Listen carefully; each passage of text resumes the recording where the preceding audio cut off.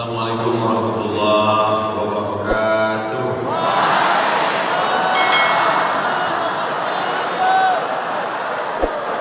Anak rajo memakai katun. Katun bagamba si daun kelong. Ambo indah lagi bepantun. Deklah dihabikan de Pak Rektor. Anak rajo memakai katun. Katun bagamba sebatang padi. Ambo indah lagi bepantun. Deklah dihabikan de Pak Doktor Henmaidi.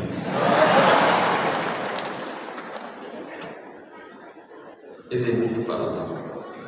Nah, yang sama-sama kita hormati Bapak Rektor beserta seluruh wakil-wakil rektor, Bapak Ibu dekan, para wakil dekan, para ketua jurusan, Bapak Ibu dosen, adik-adik mahasiswa Civitas Akademika Universitas Andalas, anggadang dari Bogala dan Ketek dari Sampai Namu, insya Allah kita semua dimuliakan Allah Subhanahu wa Ta'ala. Hari ini saya amat sangat merasa terhormat di tengah kampus yang luar biasa.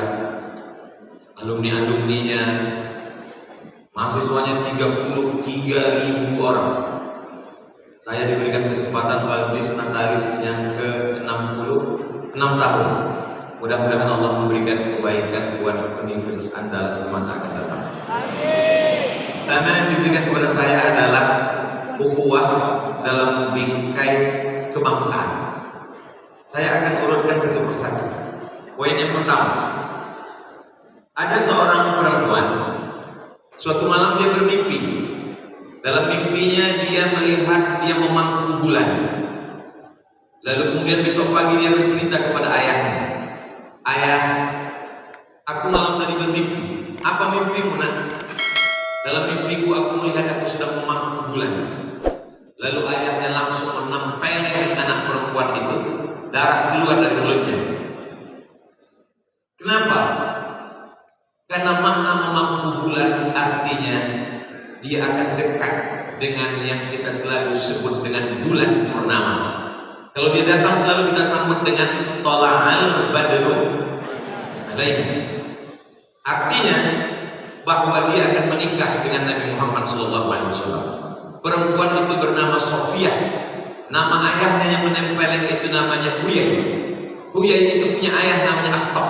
Sofiyah binti Huyai bin Akhtab, seorang Yahudi menikah dengan Nabi Muhammad SAW. Artinya apa? Nabi Muhammad punya mertua seorang Yahudi yang dikatakan pembunuh nabi-nabi, yang selalu dikatakan sebagai manusia terlaknat. Tapi Nabi tetap menjalin hubungan. Dia menikahi seorang perempuan Yahudi bernama Sofiyah binti Huyai bin Akhtab. Poin yang pertama, bahwa ada keluarga Nabi Yahudi.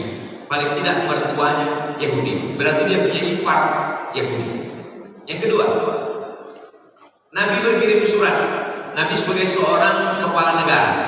Surat itu dibawa oleh seorang sahabat bernama Hatib bin Abi Baltaah. Menyeberangi Laut Merah sampai ke tepi pantai, didirikan kota itu oleh Alexander the Great. Kota itu bernama Alexandria. Dulu orang kalau membuat nama kota sesuai dengan namanya. Makanya ada nama yang didirikan oleh Konstantinopel. Kota itu didirikan oleh Kaisar Konstantin. Lalu kemudian Alexander the Great mendirikan kota Alexandria. Jadi andai saya hidup waktu itu berarti ada kota bernama Somalia.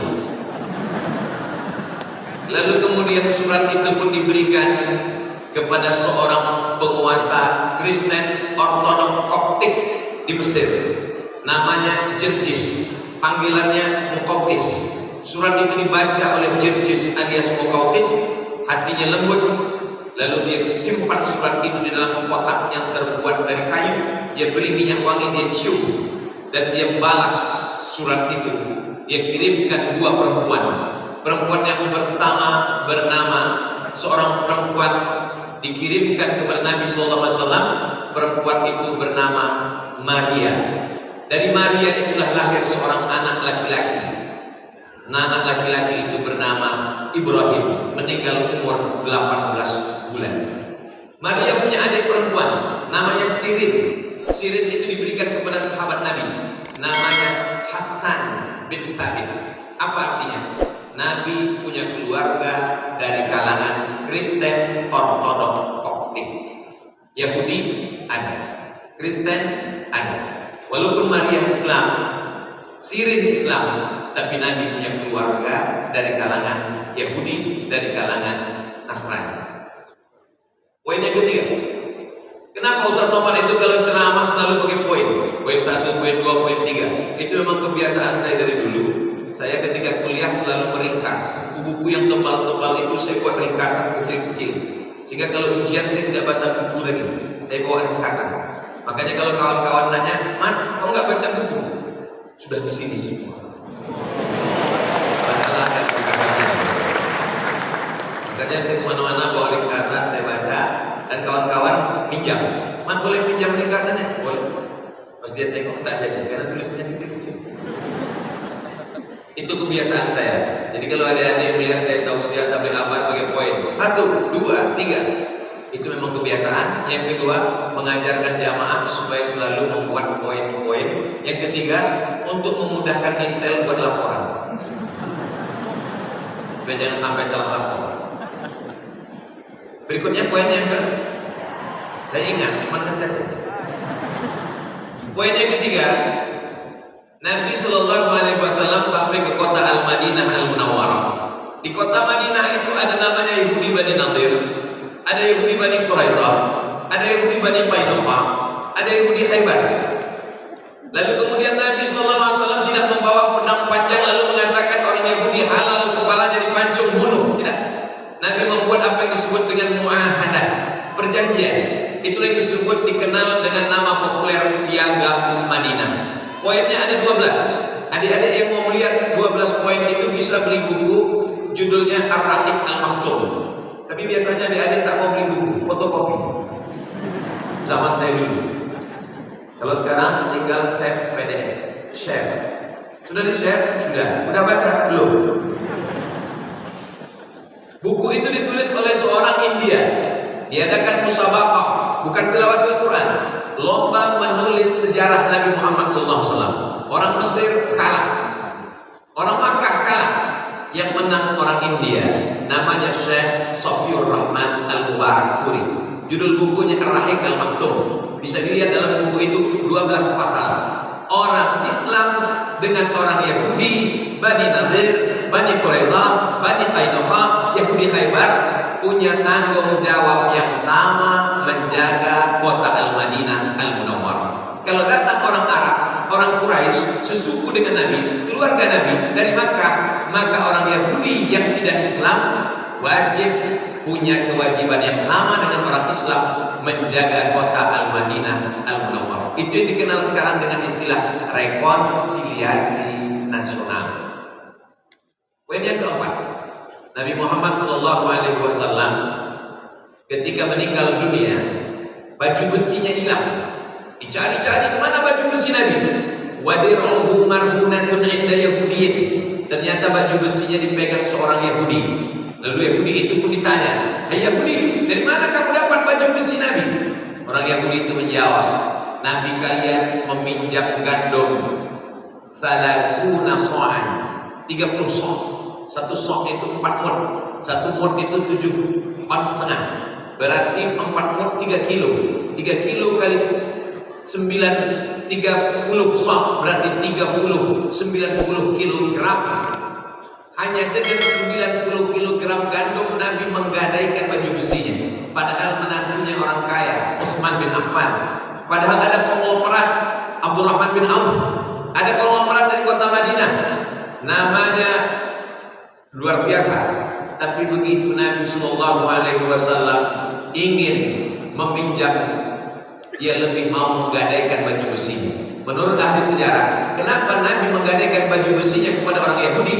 Nabi ingin mengajarkan umat ini, jangan putuskan hubungan dalam masalah ekonomi, keuangan, muamalah kepada orang Yahudi, karena disitulah ada peran dakwah. Jadi hari ini kita berjual beli, bertransaksi bersama orang berbeda agama, sudah diajarkan Nabi Muhammad SAW. Poin yang kelima, Nabi mengirim pasukan Apa kata Nabi pada pidatonya?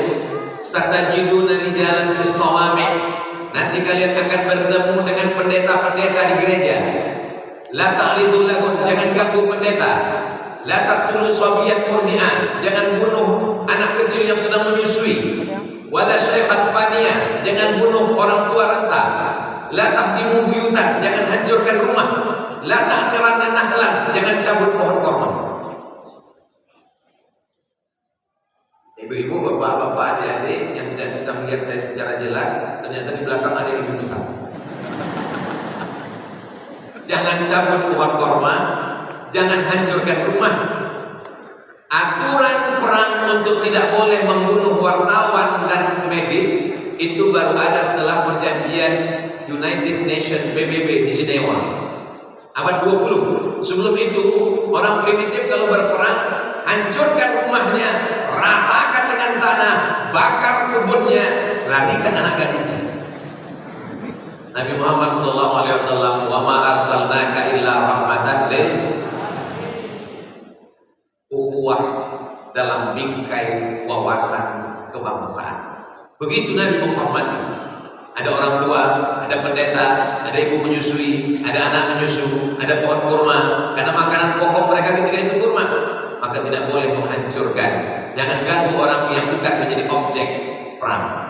Berikutnya yang keenam. Ada seorang raja di Afrika bernama Jirjis Mukaukis mengirim madu. Madu itu disebut dengan asal banha. Asal banha itu sampai kepada Nabi, diminum oleh Nabi Muhammad SAW. Jadi kalau ada adik-adik punya teman yang tidak seakidah, tidak seagama, lalu adik-adik ada dikasih madu, takut untuk meminumnya, kasih ke saya, biar saya bawa pulang. Nabi diberikan kain panjang, karena ketika itu Makkah tidak punya produsen kain, tidak ada pabrik tekstil. Ketika itu yang maju peradabannya adalah Mesir. Mesir peradaban tua. Lalu kemudian mereka orang Mesir memberikan hadiah kain kepada Nabi. Nabi menerima kain itu. Disebutkan dalam kitab yang ditulis oleh Al-Hafiz Ibnu Hajar Al-Asqalani bahwa Nabi menerima kain dari Raja Mukaukis. Begitulah Nabi menerima hadiah, berinteraksi sosial. Poin yang ketujuh, apa kata Allah Subhanahu wa taala dalam Al-Qur'an? La yanhaakumullahu 'anil ladzina lam yuqatilukum fid din wa lam yukhrijukum min diyarikum. Kalau orang yang tidak seagama denganmu itu tidak membunuhmu, tidak mengusirmu dari kampung halamanmu, antabarruhum, berbuat baiklah kamu kepada mereka, wa tuqsitu ilaihim, bersikap adillah pada mereka. Kalau mereka tidak melakukan dua, maka balas dengan dua. Mereka tidak membunuhmu, mereka tidak mengusirmu, maka berbuat baiklah kepada mereka, bersikap adillah kepada mereka. Jangan hanya karena berbeda agama lalu tidak bersikap adil.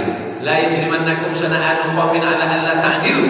Jangan sampai hanya karena perbedaan kebencian lalu membuat kamu tidak bersikap adil. I'dilu, bersikap adillah. Dengan adil itu aqrabul taqwa, kamu lebih dekat kepada ketakwaan kepada Allah Subhanahu wa taala. Poin yang ke-8.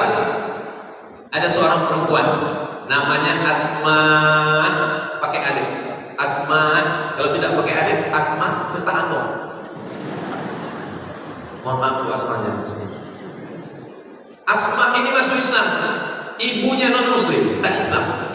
Lalu kemudian ibunya datang. Ternyata perbedaan agama tidak menghalangi kerinduan seorang anak. Seorang ibu rindu kepada anaknya, datanglah ibunya dari kota Makkah Al-Mukarramah menuju Al-Madinah Al-Munawwarah.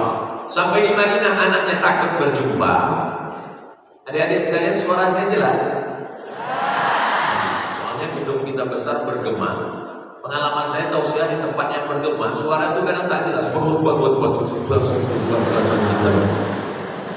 Selesai tausiah, ditanya sama dosen nanti, apa yang disampaikan Ustaz Somad kemarin? Tolong yang saya sampaikan ini diingat-ingat, karena kabarnya nanti akan masuk UAS, ujian akhir semester. Saya paham adik-adik, saya juga tidak bawain fokus, tidak ada penulisan. Dan kami bingung juga mau nulisnya Pak Ustaz. Tidak usah bingung, karena tausiah kuliah umum kita ini direkam, itu kameranya menyala hidup. Dan nanti akan diupload di channel Ustadz Abdul Somad Official. Subscribe, like, share, dan komen.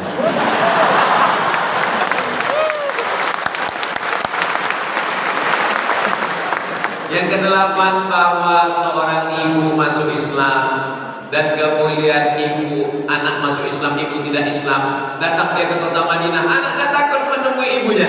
Dia datang menjumpai Nabi Muhammad SAW. Ya Rasulullah, ummi qadimat, ibu saya datang. Wahya raghibatun, dia sangat ingin jumpa dengan saya. Apa kata Nabi SAW? Afa asiluha, boleh saya menyambung silaturahim dengan ibu saya yang tak Islam ini? Kata Nabi, siliha, sambung silaturahim dengan dia. Apa utiha, boleh saya memberikan makanan kepada dia? Kata Nabi, iktiha, berikanlah hadiah makanan kepada dia. Berdasarkan hadis ini, Mufti Al-Azhar Mesir bernama Syekh Atiyah Sohar berfatwa dalam kitab Fatwa Al-Azhar, boleh memberikan daging kurban kepada non-muslim dengan syarat kurbannya kurban sunnah. Kurban wajib tak boleh. Apa beda kurban sunnah dengan kurban wajib? Kurban wajib itu kurban nazar. Ambo nazar, kalau anak ambo lulus PNS, ambo kurban tahun ini. Kalau tidak lulus sampai mati, ambo tidak berkurban. Nah, itu namanya kurban wajib. Kurban wajib hanya boleh untuk fakir miskin muslim saja. Tapi kalau kurban sunnah, maka di komplek tempat tinggal kita ada tetangga non muslim, kita berikan. Begitu ajaran Nabi Muhammad SAW. Yang ke-9, Nabi SAW didatangi oleh orang Kristen dari Najran. Makkah di tengah, Madinah di atas, Syam paling atas. Syam itu 4 negara: Suriah, Lebanon, Palestina, Yordania, Mesir di kiri. Sedangkan yang bawah Yaman. Perbatasan Saudi Arabia dengan Yaman ini ada kota namanya Najran. Di Najran ini banyak Kristen ortodok. Mereka datang ke kota Al-Madinah Al-Munawwarah, mau menanyakan bagaimana status Jesus Christ. Apakah dia anak Tuhan? Mereka disambut oleh Nabi Muhammad SAW di kota Al-Madinah Al-Munawwarah. Mereka tidak disambut dengan pedang. Turunlah satu ayat yang bercerita tentang seorang laki-laki. Laki-laki itu bernama Imran. Imran itu punya istri namanya Hannah. Lama tidak punya anak. Akhirnya Hannah dan Imran setelah bernazar punya anak. Anak perempuan itu diberi nama Maryam. Maryam itu punya anak laki-laki diberi nama Isa. Imran, istrinya Hannah, punya anak Maryam. Maryam punya anak bernama Isa. Dan Isa dirawat oleh seorang laki-laki bernama Zakaria. Zakaria punya istri namanya Elizabeth. Elizabeth dengan Zakaria punya anak laki-laki, itulah dia Yahya. Keluarga kecil ini disebut dengan Ali Imran. Al keluarga, Imran, Imran's family, keluarga Imran.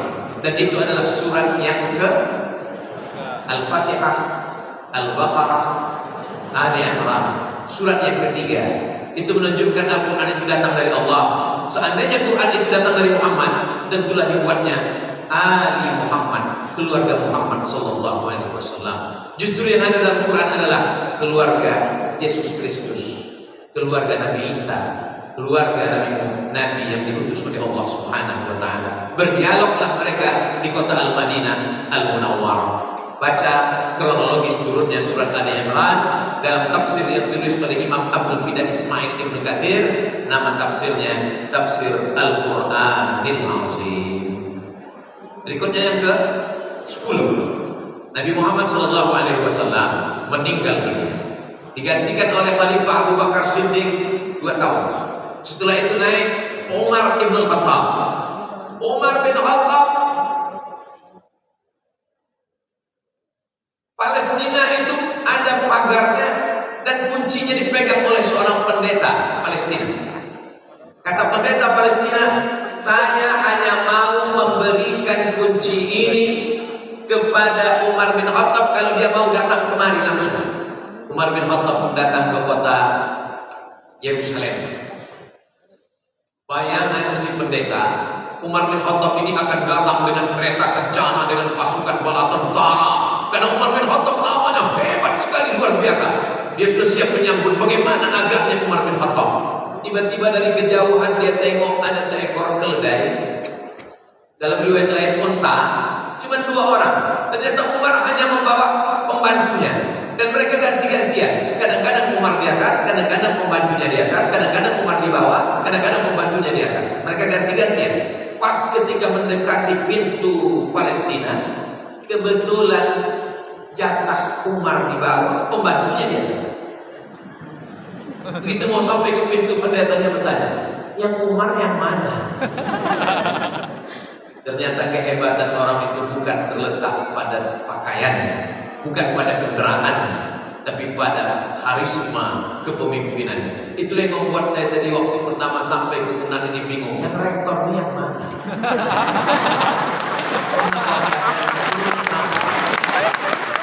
Ada pun Ustaz Abdul Somad, kenapa dia mesti pakai sorban, mesti pakai kain?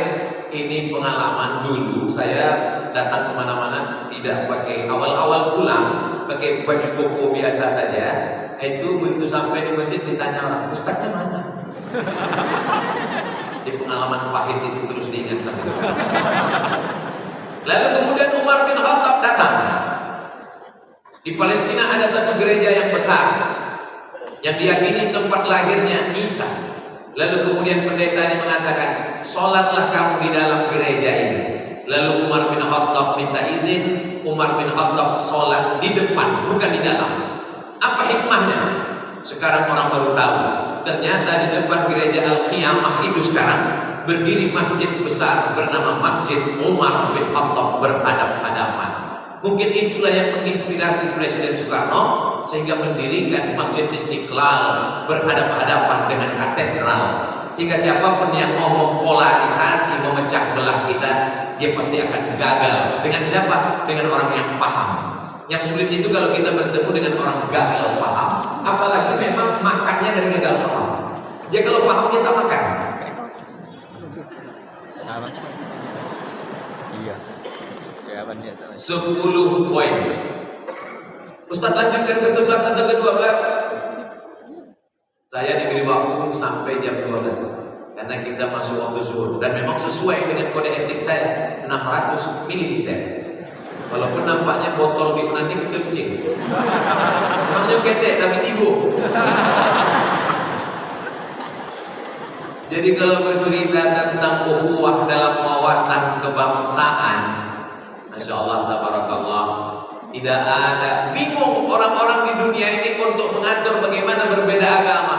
Dalam Islam sudah jelas, wala ana abidun ma abadtum wala antum abidun ma a'bud lakum dinukum. Kalau dalam masalah hubungan sosial, kita lanjutkan yang ke-11. Yang ke-11 ada menantu Nabi, suami Fatimah, namanya Sayyidina Ali. Ali bekerja menimba air, mengambil upah menimba air di kota Al-Madinah Al-Munawwarah. Ketika itu dalam keadaan sulit, susah dan genting. Lalu kemudian sahabat melapor ke Nabi, ya Rasulullah, Sayyidina Ali kerja di rumah orang Yahudi menimba air. Nabi membolehkan selama tidak terkait dengan agama. Menimba air tak ada urusan dengan keyakinan. Jadi adik-adik alumni dari UNAN, kabarnya 30% itu adalah dalam bidang kesehatan. Jadi kalau kita dalam bidang kesehatan mengobati orang, orang sudah mau mati, lalu kita tanya agamanya apa? Dia mati langsung. Menolong. Nabi SAW membolehkan Sayyidina Ali mengambil upah menimba air di rumah orang Yahudi karena tidak terkait dengan akidah. Jadi masalah toleransi ini, sekarang di tengah bangsa kita ini ada orang yang tak dapat membedakan mana toleransi, mana telur asin. Dalam masalah hubungan sosial silakan, tapi kalau sudah dalam masalah koridor yang bernama ritual ibadah, maka itu domainnya intern kita. Dan dari dulu kita sudah terbiasa dengan itu.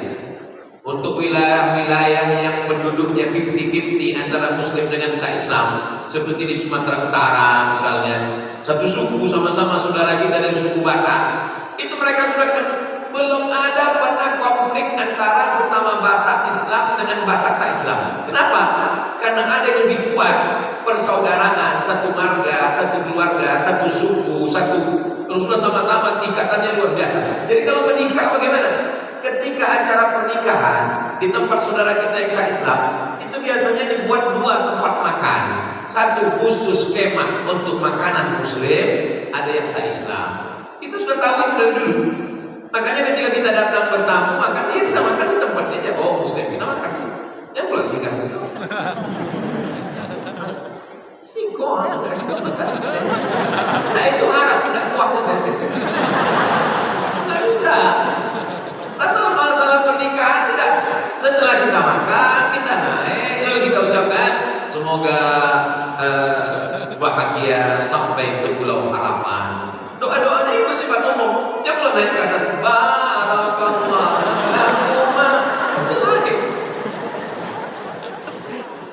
Jadi sebenarnya tidak perlu mengajar orang Indonesia tentang toleransi beragama, bersaudara dalam wawasan kebangsaan. Itu sama dengan majaitik beranang. Kita ini bukan agama yang baru, dan kita bersaudara, bertetangga, berkawan ini bukan sesuatu yang baru. Makanya ada yang unik dengan umat Islam ini. Mesir mayoritas muslim, tapi objek wisatanya piramid. Seandainya umat Islam itu dulu menghantam, menghancurkan, itu spik tidak ada sekarang. Tapi ada yang unik dengan patung-patung di semua negeri Mesir itu. Semua patung-patung itu hidupnya indah. Termasuk spik hidupnya indah. Mengapa begitu? Ternyata patung kalau berkurang anggota tubuhnya, maka dia tidak haram lagi.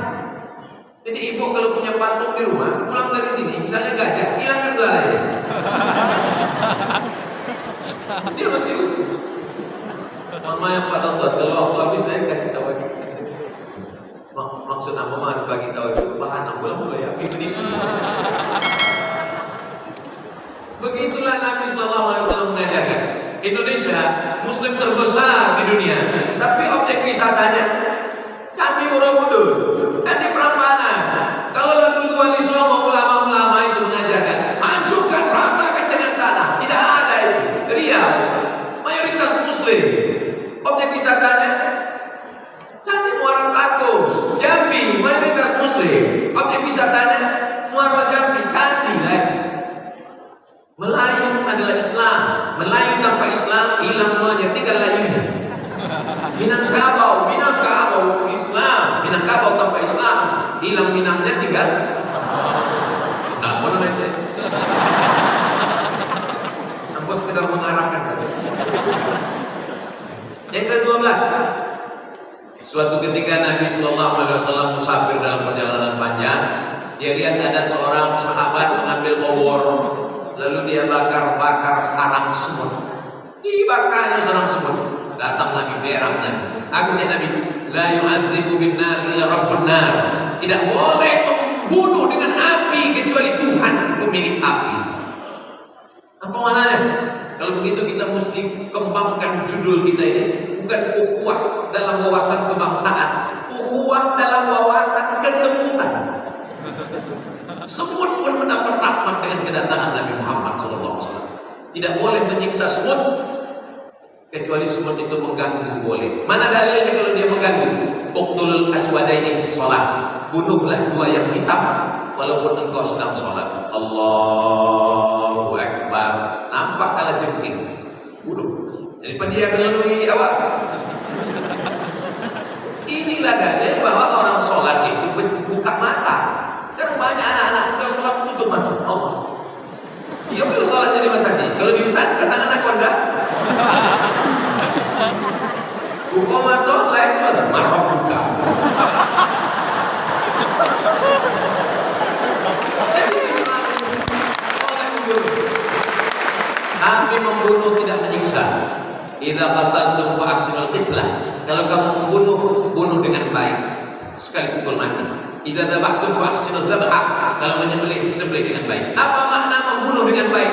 Pukul sekali mati.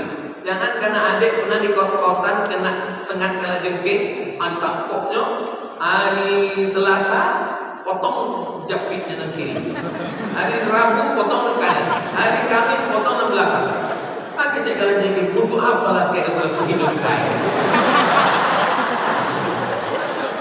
Apalah maknanya hidup menderita?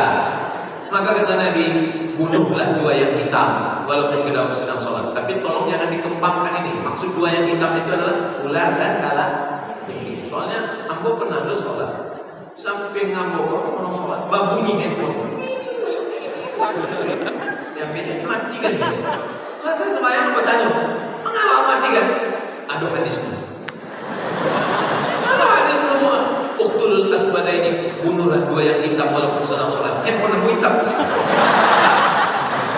Iko pengembangan 5 menit lagi jadi Iko pengembangan yang terlalu berlebihan. Ketiga balik. Ada seorang sahabat Nabi namanya Imam Al-Hasan Al-Basri. Imam Al-Hasan Al-Basri levelnya tabi'in, paling tinggi Nabi. Orang nambah suka dengan Nabi, sahabat. Orang yang berjumpa dengan sahabat, tabi'in. Salah satu tabi'in ini namanya Imam Hasan Al-Basri. Basri orang Arab, kalau disebut namanya itu langsung nama kota tempat tinggalnya. Al-Basri orang Basrah, Al-Makki orang Makkah, Al-Madani orang Madinah, Al-Fadani orang Padang. Ada ulama Mesir, seandainya terbakar semua kitab usul fikih di dunia yang ada di perpustakaan, terbakar semuanya, tapi dia masih hidup seorang ini, lakafah, cukup. Karena kitab usul fikih itu di Kapalon. Namanya Profesor Dr. Syekh Ali Jum'ah, masih hidup di Mesir. Waktu aku baca biografinya, Syekh Ali Jum'ah mengambil riwayat hadis Sahih Bukhari, Sahih Muslim, Sunan Abi Dawud, Sunan Nasai, Sunan Tirmidzi, Sunan Ibnu Majah, Muwatta Malik, Musnad Ahmad bin Hanbal, Sunan Ad-Darimi. Syekh Ali Jum'ah mengambil hadis dari Syekh Muhammad Yazid bin Isa Al-Fadani, musnidud dunia, ahli sanad di dunia, berasal dari Padang, generasi keempat, lahir dan besar di kota Makkah Al-Mukarramah. Jabatan terakhir sebagai rektor Darul Ulum, meninggal tahun 1990. Bangga tak jadi orang Padang? Syekh Ahmad Al-Khatib Al-Minqabah, meninggal tahun 1916. Imam Masjidil Haram. Dulu orang Nusantara kalau datang ke Makkah mendongakkan kepala. Kenapa? Al-Fadani, ahli hadis. Al-Minqabawi, Imam Masjidil Haram. Waktu aku jadi mahasiswa, pakai haji, umrah, naik taksi. Ditanya udah super taksi. Indonesia lah, Aiman Thailand. Mana Ustaz tidak mengaku waktu ditanya Indonesia? Sebab deko kalau awak mengaku Indonesia, merah kali awak. Deko kalau awak mengaku Indonesia, ayo Indonesia. Siti Rama murah. Jadi kalau dicari, aduh dosa Ustaz, aduh sama, aduh seketek mengaku orang Thailand. Tapi ada juga yang Thailand kok hitam. Iya, aku nanti posisi. Sudah lagi dibilang Allah Subhanahu wa taala. Panjang cerita kita, waktu tak memungkinkan. Insya Allah jangan kemana-mana, kita akan lanjutkan 3 tahun lagi. Allah kembalikan ke moderator. Terima kasih ya. Assalamualaikum.